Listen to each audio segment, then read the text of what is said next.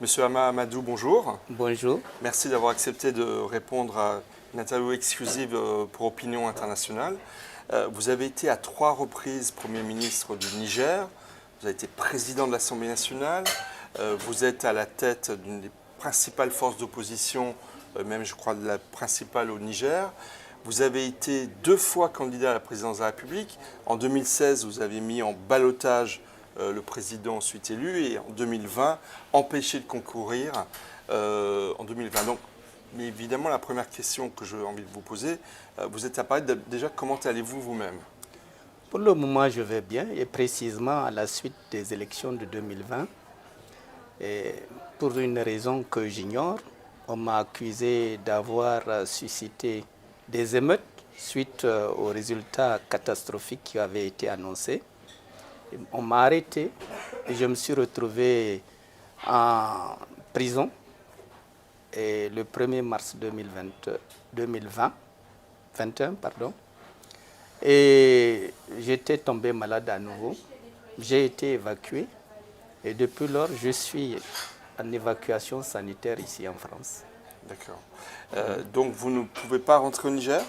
Si, maintenant que la situation a évolué dans un sens beaucoup plus, où les perspectives sont meilleures pour toute l'opposition, pas seulement pour moi et pour les Nigériens, je pense que je vais retourner pour faire face éventuellement à toutes les éventualités. Alors, on va en parler bien entendu. Comment évaluez-vous, jugez-vous la situation de votre pays aujourd'hui? Un coup d'État a eu lieu il y a quelques semaines.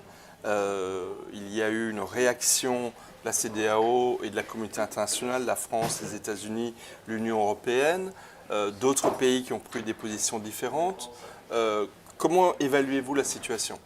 Bon, je dirais que c'est une situation de crise réelle parce que les conséquences du coup d'État ont quand même eu des effets qui risquent de peser lourdement sur la vie au quotidien des Nigériens.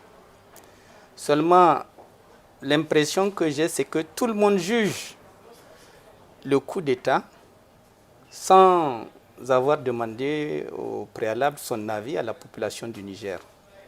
Quand on parle de démocratie, c'est une excellente chose. Mais est-ce l'élection d'un président démocratiquement qui constitue la panacée ou est-ce la bonne gouvernance qui devrait naturellement résulter d'une élection démocratique? Ce que vous voulez dire, c'est qu'il n'y a pas eu de bonne gouvernance Et vous sous savez, tous les coups les d'État, précédents présidents et l'actuel. tous les coups d'État sont la résultante d'une mauvaise gouvernance. Mais l'esprit des Occidentaux en particulier est toujours focalisé sur des élections. Or, les élections elles-mêmes ne font pas l'objet d'un diagnostic sérieux. Parce que quand on empêche aux candidats potentiellement dangereux pour le candidat du pouvoir et qu'on soit obligé de les enfermer ou de les entraver ou d'empêcher qu'ils soient candidats, aller aux élections dans ces conditions n'est pas très démocratique. Mais ça, personne n'en parle. Quand on met son adversaire en prison pour pouvoir évoluer tout seul en campagne électorale, ce n'est pas très démocratique.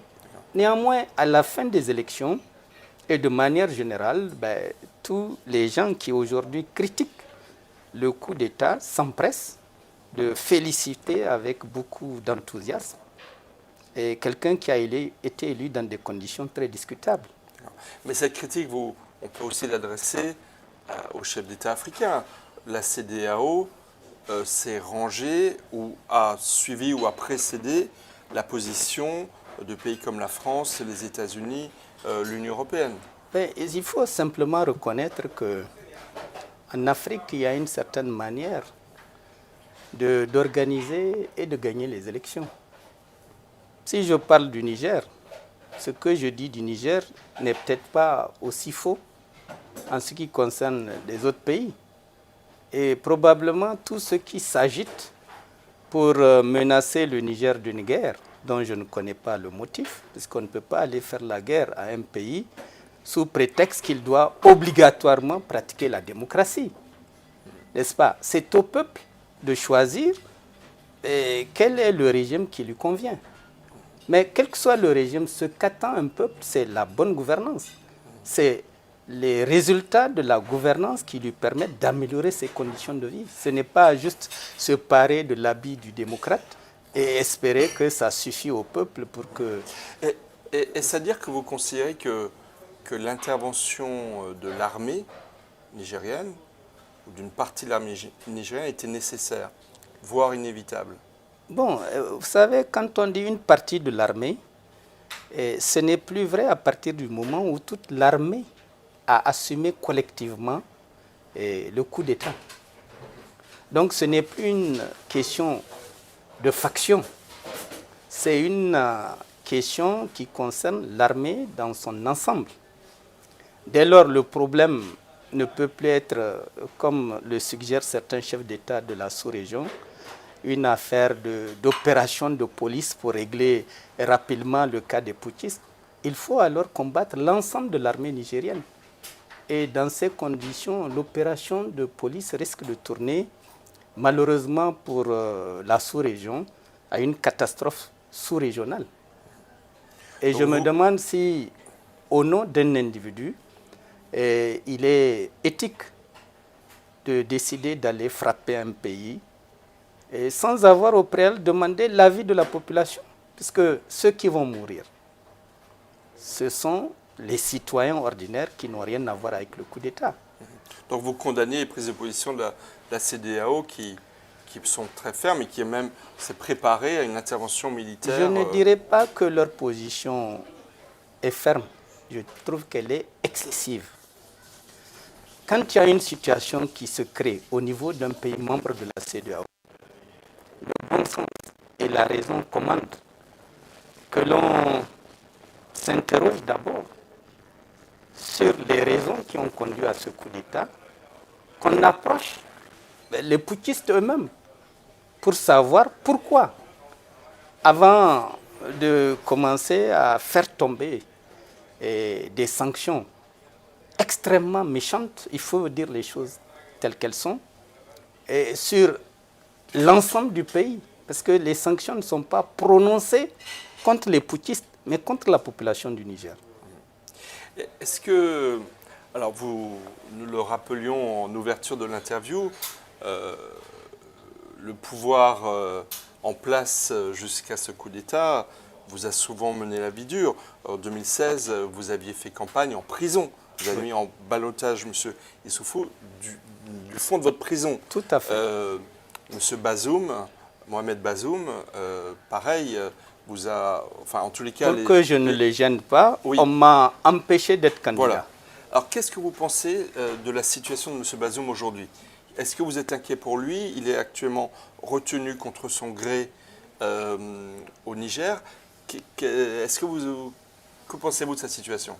Quand vous dites qu'il est retenu contre son gré, mais je rappelle que c'est un coup d'État. Et naturellement, jusqu'à ce que M. Bazoum accepte de signer sa démission, il serait mal avisé de la part des militaires de le laisser partir. Parce qu'à ce moment, on aurait effectivement, s'il s'en va, un gouvernement légitime, surtout au niveau des Français, en exil. Et dans ces conditions, quelle est la situation dans laquelle le pays allait se retrouver? Donc, il est évident, puisque c'est un coup d'État, tout naturellement, il faut s'y attendre, c'est qu'il soit retenu. Il est prisonnier, mais du moment qu'il le garde au niveau de la présidence, je pense que son sort n'est pas si mauvais que ça. Moi, j'ai connu les geôles nigériennes. Et les conditions, je peux vous l'assurer, ne sont pas des hôtels de première classe. Hein. Au contraire. Donc, en ce qui concerne son sort, moi, je n'ai aucune inquiétude par rapport à ce qui va advenir de lui, dans la mesure où c'est un coup d'État dans lequel même une fourmi n'a pas été blessée. Il peut y avoir des coups d'État sans effusion de sang. Notamment pour un chef d'État. Dans ce cas précis, c'est un coup d'État sans effusion de sang, n'est-ce pas? Et Bazoum lui-même n'a été ni maltraité, ni menacé de quelque manière que ce soit. Il a son téléphone, il communique avec tout le monde, ce qui montre bien que c'est un coup d'État assez particulier. Parce que la première des choses dans un vrai coup d'État, c'est le prendre et aller l'enfermer dans un endroit où le cas de M. Tanja est assez illustratif du comportement habituel des putschistes quand ils attrapent un chef d'État. Tel n'est pas le cas avec Bazoum. Donc moi, je ne crée rien pour Bazoum. Par contre, ce qui serait dangereux pour Bazoum, c'est qu'il y ait une intervention militaire. Parce qu'à ce moment-là, tout ce qui va arriver n'ira certainement pas dans le sens du bien-être de Bazoum. Vous en convenez? Monsieur Amadou, la question c'est comment sortir de cette crise? Comment sortir de cette crise? Alors il y a un élément nouveau qui est survenu pas plus tard qu'hier, c'est que le ministre des Affaires étrangères algérien, porte-parole, j'ai envie de dire, du président Tebboune, a fait une proposition, un plan en 6 points de sortie de crise, en proposant grosso modo une période transitoire de 6 mois, qui devrait déboucher sur une solution civile qui pourrait être arbitrée ou organisée par une personnalité civile. Qu'est-ce que vous avez pensé de cette initiative? Moi, je pense que c'est la meilleure démarche qui a été entreprise depuis le début de la crise. Et c'est une démarche que la CEDEAO elle-même aurait dû avoir et non pas utiliser tout de suite les canons de la menace et tout ce qui y ressemble. Je pense que le président algérien a eu la bonne attitude. Maintenant, il faut qu'il arrive à en convaincre la CEDEAO, le président de la CEDEAO. Et je suis convaincu que du côté des militaires nigériens, c'est une approche qui est beaucoup plus conforme à ce qu'ils espéraient. Et maintenant, tout le reste est une question de négociation. Et je pense que l'Algérie pourrait jouer ce médiateur-là, puisque quand on voit au niveau de la CEDEAO, en réalité, ils ont coupé les voies de la médiation, puisqu'ils ont une attitude très fermée. Mais l'Algérie peut jouer le médiateur entre les militaires, la CEDEAO. Alors, il y a un point qui m'a... Et la France. Oui, il y a un point qui a attiré plus particulièrement mon attention dans ce plan proposé par l'Algérie. Elle propose un processus de transition accompagné d'assises politiques inclusives qui seraient menées donc dans les 6 mois par une autorité, et là je cite, par une autorité civile exercée par une figure consensuelle et acceptée par toutes les couches de la classe politique du Niger. Et en lien, fermez les guillemets, et en lien avec les pays voisins et les partenaires internationaux. Pourriez-vous être cette personnalité consensuelle? Non, je ne pense pas, puisque je suis d'abord chef de l'opposition nigérienne, donc je suis très typé. Et de l'autre côté, je ne pense pas que dans le contexte actuel, mon rôle soit de jouer un rôle de président de transition, n'est-ce pas? Je pense qu'on pourrait trouver cette personnalité au Niger, qu'elle soit politique ou pas politique, mais je pense que si, conformément aux souhaits des Algériens, il s'agit de réunir tout le monde pour demander leur avis, et il va de soi que cette personnalité peut être trouvée par l'ensemble des acteurs qui vont évidemment juger de l'intégrité de la personne et de sa neutralité politique. Parce que c'est extrêmement important que la personne soit politiquement neutre.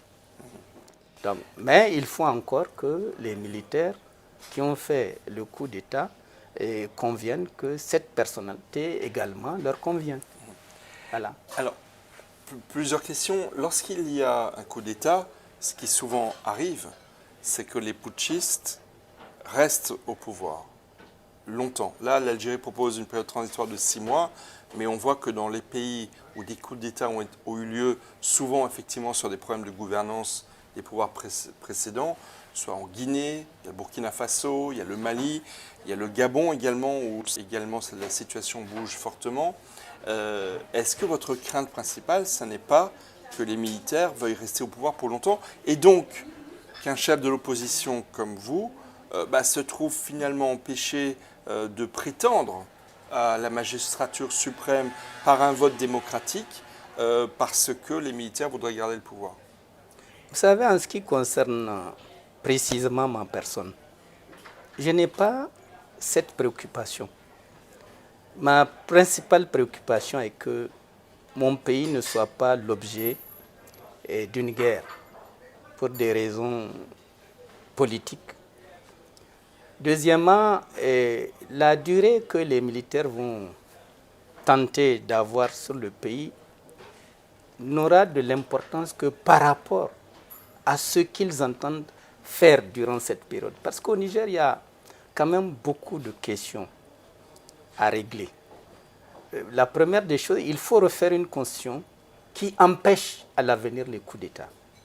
Une constitution qui permette de contraindre les civils qui vont arriver au pouvoir à faire de la bonne gouvernance. Parce qu'après tout, la démocratie doit servir l'intérêt de la grande masse des populations et non servir ceux qui ont été élus. Or, jusqu'à présent, la Constitution permet des pratiques perverses de cette nature. Et deuxièmement, il faut aussi que la Constitution favorise l'alternance.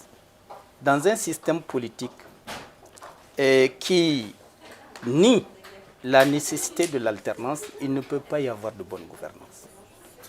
Dans un système politique où le président de la République peut faire semblant de partir, comme Issouf l'a fait, et mettre un de ses camarades à sa place, comme ils disent, c'est empêcher les sanctions qui sont liées à la gouvernance. Parce que là, je me protège en mettant un ami. Il faut que la Constitution puisse empêcher des pratiques mafieuses de cette nature. Il faut donc repenser entièrement la Constitution. Il faut aussi empêcher que la Constitution n'instaure une sorte de royauté déguisée.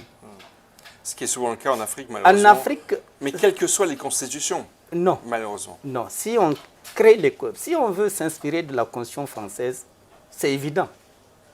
C'est évident parce que la Constitution française est d'esprit royaliste, il faut se dire la vérité. Le président de la République a tous les pouvoirs. Je prends par exemple dans nos constitutions, le président est chef de l'exécutif par élection. Le président est chef de l'Assemblée à travers la majorité parlementaire qu'il se donne. Donc vous appelez une constitution reposant sur des contre-pouvoirs réels. D'accord. Et le président de la République est chef suprême de la magistrature. Le président de la République est chef des armées. Le président de la République est chef de l'administration. Tous les pouvoirs qui peuvent exister dans le pays sont entre les mains d'une seule personne. Comment voulez-vous qu'il y ait une bonne gouvernance avec un tel système? Alors, il est vrai qu'il y a d'autres pays que la France qui sont peut-être un peu plus exemplaires en matière de contre-pouvoir institutionnel. Nous devons cesser de regarder ce que les autres font chez eux et réfléchir par rapport à notre propre mentalité et à nos habitudes culturelles relativement au pouvoir pour réfléchir à un nouveau système qui nous évite de tomber dans le piège des élus qui font du pouvoir leur propriété et du pays leur patrimoine. Il faut que ça s'arrête. Donc moi je suis d'accord que les militaires prennent le temps de corriger toutes ces défaillances. En relation avec les personnalités politiques comme vous? Voilà, en relation avec tout le monde, pas seulement avec des hommes politiques, parce que les hommes politiques auront tendance à réfléchir par rapport à leurs intérêts personnels. Or moi, je ne veux pas être dans un tel cas de figure. Je veux que ce soit une réflexion menée par l'ensemble des Nigériens. Mais à laquelle vous ne prendrez pas? Forcément, puisque je suis également Nigérien. D'accord. Alors la France, la junte au pouvoir a demandé le départ de l'ambassadeur de France, Sylvain Ité. La France a refusé son départ. Il devait quitter le sol nigérien dimanche. Il est toujours au Niger. Que pensez-vous de la situation, de sa situation? Bon, il faut se dire la vérité. Je pense que la France est en train de commettre une grosse erreur. la France n'a pas signé des accords avec un régime. Il a signé des accords avec un État. Et la France n'a pas à s'immiscer dans les affaires intérieures d'un pays, même au nom de la démocratie. Parce que si la France devait le faire, la France aura à chaque année organiser des bataillons pour aller remettre la démocratie dans un pays d'Afrique. Aujourd'hui, on n'a pas fini avec le problème du Niger. Voilà que surgit le problème du Gabon. Donc s'il faut faire la guerre au Niger, tout naturellement, tout le monde s'attendra à ce qu'on fasse également la guerre au Gabon. Avant que le problème du Gabon soit réglé, il y a un coup d'État ailleurs. Vous croyez vraiment que l'approche est rigide, je dirais belliciste de la France, par rapport à cette manière de vouloir régler les problèmes en Afrique, n'est pas de nature un peu néocoloniale? Vous tiendriez le même discours ferme vis-à-vis des États-Unis, vis-à-vis de l'Union européenne? Absolument. Vis-à-vis de l'Union européenne, vis-à-vis de la CEDEAO? Je dis que le principe de base au niveau international, c'est la souveraineté des pays. Et cette souveraineté appartient au peuple de ces pays-là, pas à quelqu'un de l'extérieur. Si au niveau des peuples de ces pays, ils n'ont rien à trouver à redire à l'événement qui concerne leur vie politique et sociale, et les autres doivent apprendre à s'en accommoder. Mais pas à venir leur faire la guerre au nom d'un principe. Parce que le Niger, en faisant son coup d'État, a créé quel dommage à quel pays? La France peut dire, mes intérêts, évidemment, sont en jeu. Ça c'est vrai.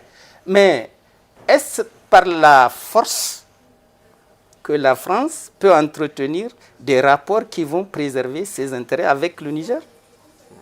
Non, je crois au contraire que c'est en s'inscrivant dans le respect de la souveraineté du Niger que la France peut discuter avec les nouveaux gouvernants, ils peuvent même attendre simplement que les dirigeants civils démocratiquement élus, comme ils disent, soient en place pour rediscuter avec eux des modalités de la présence de la France dans le territoire. Maintenant, les nouvelles autorités, parce qu'il n'y en a pas d'autres, demandent à l'ambassadeur de venir parler avec eux. L'ambassadeur dit officiellement qu'il ne les reconnaît pas. Mais s'il ne les reconnaît pas, à quoi servira sa présence au Niger?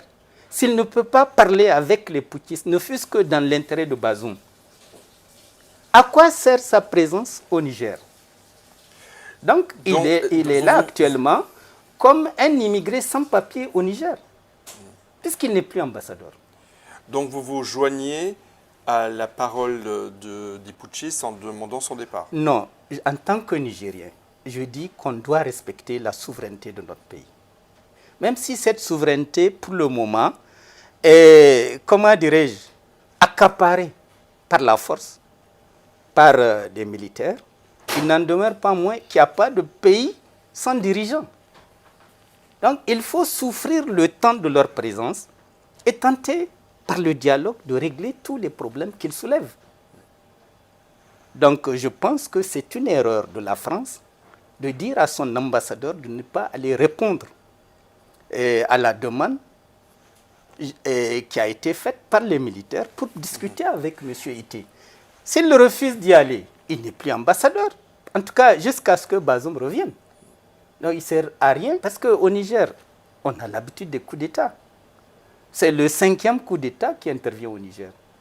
En dehors du coup d'État de 1974, où le président Kounché a pris son temps, puisqu'il a régné pendant 13 ans, et le Conseil militaire suprême, avec Ali Chebou, qui a poursuivi le mandat jusqu'en 1993,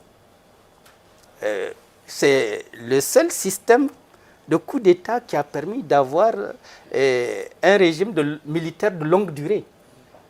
Ensuite, il y a eu le coup d'État du général Barré. Ça a duré 3 ans. Et on sait comment ça s'est terminé. Un règlement de compte entre eux. Ensuite, il y a eu le coup d'État de Tanja. Sans qu'on leur demande quoi que ça, c'est eux-mêmes qui ont proposé 9 mois. Ensuite, il y a eu le coup d'État, le coup d'État de choses, comment il s'appelle? Oui, le coup d'État contre Tanja. Oui. Ça a duré 12 mois, 13 mois.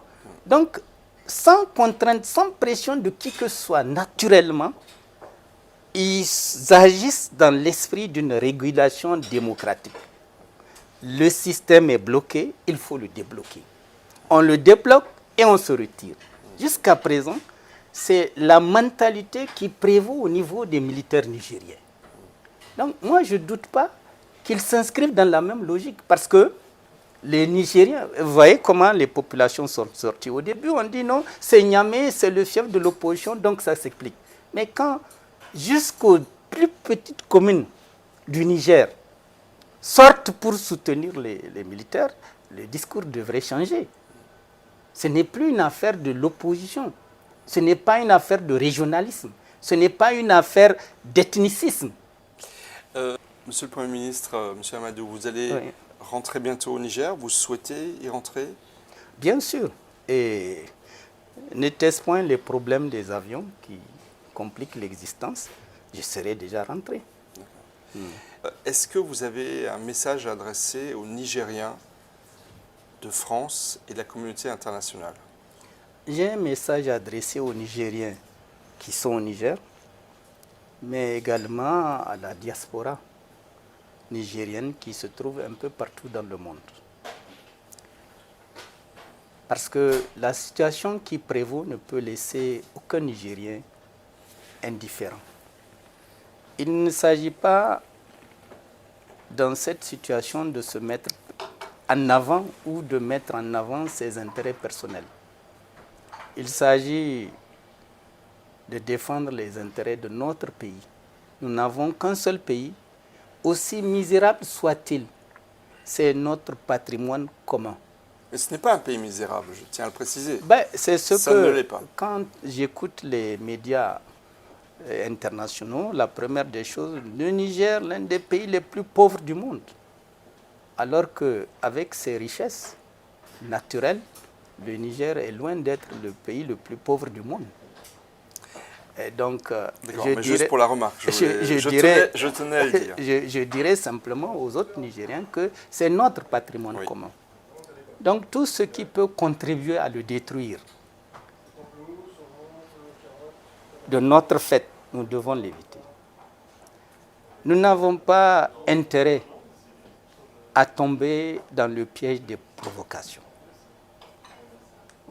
et notamment vis-à-vis de la France. Les Français qui sont au Niger savent que les Nigériens sont des gens pacifiques qui ont toujours vécu en parfaite harmonie avec les étrangers de toute nationalité. Jamais vous ne verrez un étranger dire qu'au Niger, il a vécu les tourments de la xénophobie. Jamais. Donc nous devons continuer à conserver cette culture, parce que cette culture est fondamentalement nigérienne. De l'autre côté, nous ne devons pas tomber dans les pièges de la provocation en nous attaquant à des ambassades ou à des militaires. Parce qu'alors, nous donnerons nous-mêmes l'occasion à ceux qui veulent la guerre de justifier, de légitimer une intervention militaire. Donc ce que je demande à tous nos compatriotes nigériens, où qu'ils soient dans le monde, de transmettre à ceux qui n'ont pas entendu ce message. De paix, d'alternance démocratique, de partenariat avec la France et le reste du monde. Oui. Monsieur le Premier ministre, Monsieur Amadou, je vous remercie d'avoir accepté de répondre à Opinion Internationale. Je vous remercie également de m'avoir donné la possibilité de parler aussi franchement.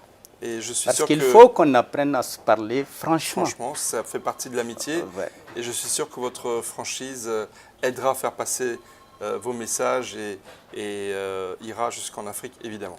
Merci je à l'espère, même si je n'en suis pas très sûr. Ah, soyons optimistes. Voyons, soyons toujours C'est optimistes. l'optimisme de l'action. et de la parole. Merci beaucoup. Merci.